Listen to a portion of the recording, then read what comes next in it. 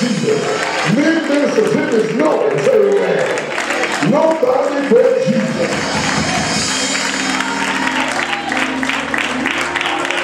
There ain't no sense, and I know ain't nobody at full gospel thinking that. Amen. But nobody around. Let me tell you what I told that administrative assistant, Clarence Williams Church. Yeah. Let them know, son? All right, he said let them know. Ain't no sense in everybody in the jurisdiction, amen, waiting on him to die. Come on, somebody. Because he will outlive a few more folk. I can't get no help out here. Amen. And all the time, he ain't got to be a preacher. Just his presence. Because we'll bring settling in the house. Y'all ain't saying that. Some folk think they ready, but they're not ready yet. Because when I went to Rob Parsons Church, I was the outreach director for Bishop right before he was bishop. And when, as a matter of fact, the woman that he's married to, amen, my wife, we were sitting at a table in Buffalo on Transit Road in the Old Country Birthday. And I gave a word and told him the day he proposed to in a month too. Amen. Told him, amen, the Lord, I was going in a revival. They had merged the district and the state one year. At Progressive, the Lord used me to tell him. I said, I'll probably get in trouble for this, but God said, you'll be the next bishop of the jurisdiction. Amen. But at Bob Parsons Church, he's sitting there, my wife down there one year. And one thing they said that before you put a person in a place or pay a person, you need to already see them doing it for free. So before somebody gives to be something, they need to be walking in it with nothing. Say amen. Amen. We thank God for Pastor David. Amen. I love him very much. Amen. And certainly, amen, to Minister Timmons and Keller and Henry and all of the elders. My father-in-law, Elder Wesley, amen. Love him. Amen. That's my name, man, right there. And my son is the only one. I was talking to my wife, amen, on the way here. That's the only man besides my son when I go out of town that I stay in the room with. Y'all ain't talking anymore. The rest of them got to be across town somewhere. Y'all ain't talking. Amen. The other sinners and each of you, all of you, amen, that just kind of Pastor Road. Amen. That's my friend. My son and everything, amen. But I think one thing that he can stand up and say that I've been consistent in front of him, and that's important to me.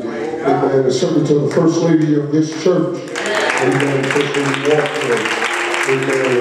Mother Henry, First Lady Salters. And Pastor Salters to his wife, Grace, we're praying for her. Amen. The district missionary, amen. Did not the Lord bless her, amen, on last night. And I appreciate, because she is anointed. And I appreciate that her anointing is not so big and so pompous and so deep and so great that can't nobody pray for. Say amen. And last but not least, amen, to my own wife. Would you clap your hands for my wife? Appreciate the Lord for my wife. Amen. Every now and then, she said, you be saying all that stuff out every now and then. Amen. I tell her she still look good to me. Say amen. I catch y'all looking at me, say amen. And sometimes she walk around the table because people don't be know she don't jump around all the time unless the Lord is on it. I'm not saying nothing wrong with her, I'm just telling you her personality. So sometimes when we're in a meeting or something and she walk around the table, people don't know who she is. And they catch me looking, you know what I'm saying. And I know all kinds of stuff probably going through their mind. But I don't even care because that's my boo. Y'all ain't talking. I'm saved tonight. Amen. I'm saved and sanctified and baptized in full God, first Holy Ghost. I am certainly honored. CJ told me, he said, he talked about Jeanette so much. If he say one more thing about Jeanette, I think I'm going to die. I was in Florida and Pastor Alexander's daughter, amen, our state secretary's daughter was at church. I don't know her when I see her, you know what I mean? And I was in Florida, she lived down there, and when he heard that I was in revival, and where I was, he said, I didn't know she was in there. But I know that she was in there because she told him, say he talked about his wife so much until I just didn't know what I was going to do. But when my wife ain't with me, I want everybody to know I'm married. Y'all understand? We ain't going out to dinner. Come on, somebody, I don't shake your hand, and y'all notice that even when I come out of here, I hit the first lady or something like that, but I'm gone. Say amen. I ain't got time to be talking to you. Come on, somebody. Because, amen, the devil, amen, is trying to steal not just from you, but from me, what the Lord is doing. And you can't give place to the devil. I heard a preacher tonight, me and my wife, amen, I was getting rested, and I've been telling the people at the church, this thing you hear about some of these preachers, these on this mega level, this is nothing new for powerhouse members. The Lord been using me to tell folk, and I'm not glorying in this, just telling you what God said. Amen, about they going to begin to come out. And many of them was going to begin to come out about the lifestyle and even say, amen, that they've always been that way. They got a church in Atlanta, praise God. I ain't just talking about Eddie Long, where a man got his first lady is called the first man. Is that right? And then another man came out, come on somebody, and they still got a church full of folks following that foolishness. And then the preacher got on the stuff, and this got the best, but the preacher gets on the radio today after he's singing all these wonderful songs that everybody knowing, and he up there talking about the Lord that had put a thorn in his flesh, and then he started exposing myself because he said, now the Lord had put a thorn in his flesh, and he understands because of grace, even when the lust rises, and I'm attracted to women and men. And I want to tell y'all, God don't put thorns in your flesh like that. That is not what God meant when he talked to the Apostle Paul. And the Apostle Paul said, I went to the third heaven and he said, I saw things that weren't lawful to be uttered. He said, they were placed in my flesh a thorn. Come on, somebody. He said, I asked God, he said, I asked God 3 times if he would move it. He said he wouldn't. He said, but my grace is sufficient and my strength is made perfect in your weakness. In other words, God, the Bible said that God does not tempt, neither can he be tempted. Even when he was in the book, amen, dealing with Abraham, in chapter number 22, the Bible used the word tempt, but if you look that word up, it means testing. God never tempts you with sin. God delivers you from sin. God never tempts you with a vice. God is a vice breaker. Now, the thorn that was in the Apostle Paul's flesh was the fact of everything that he went through, being in jail and things of that nature. God ain't gonna tempt me and he know that I used to, amen, love drugs. He ain't gonna tempt me with no pipe.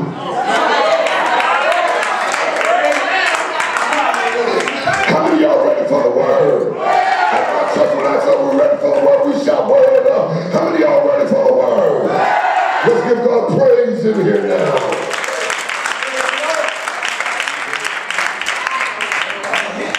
You got to school your people. Amen. You got to school your people. You know, I was schooling my son, amen, because my son, you know, Trey, he was here last night and he was playing. And I talked to my son, I talked to him differently, amen. A lot of times, I don't talk to him like my wife talked to him. I talk to him a different way.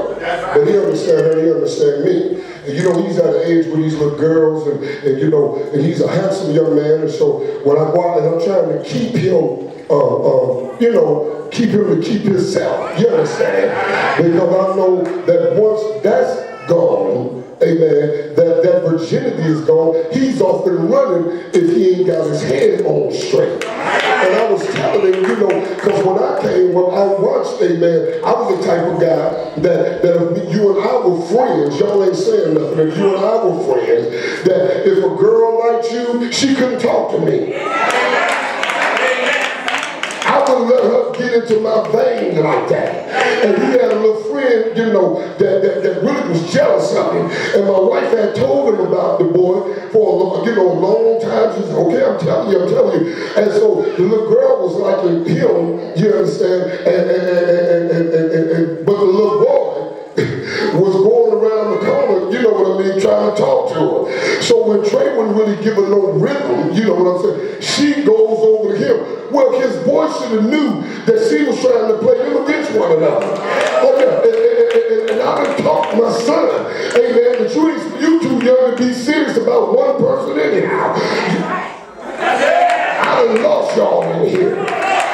He too young to be thinking about he in love. Love what? You better love your books. You better love your underdog.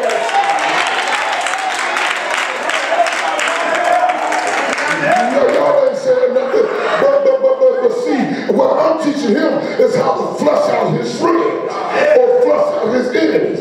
To know who your friend is. You ain't never got to even say nothing. Because the devil comes, but I'm going to my message. He comes to steal, to kill, and to destroy. And when people are jealous of you, when they're intimidated of you, amen, when they don't like you, some folk don't like you just because you. You ain't never did nothing to them. You can be nice to them, but if they don't like you, they don't like you. And I'm trying to tell him, so you don't sit around here, because some of these little teenagers feel like they're in love, and then the first thing they want to say is, I'm going to kill myself. Not Trey. No, baby, you bigger than that. Come on, son. Kill yourself for what? For most of y'all in here, if I poll the crowd, you can't even remember some of the boys you liked when you was in school. Or some of the girls you like. Say that. I feel like committing suicide about a girl or a boy that you will forget about in less than 10 years. I can't get no help around here. But the devil comes but to steal, to kill, and destroy. And it is our job to talk to one another and to talk to our children. In the experience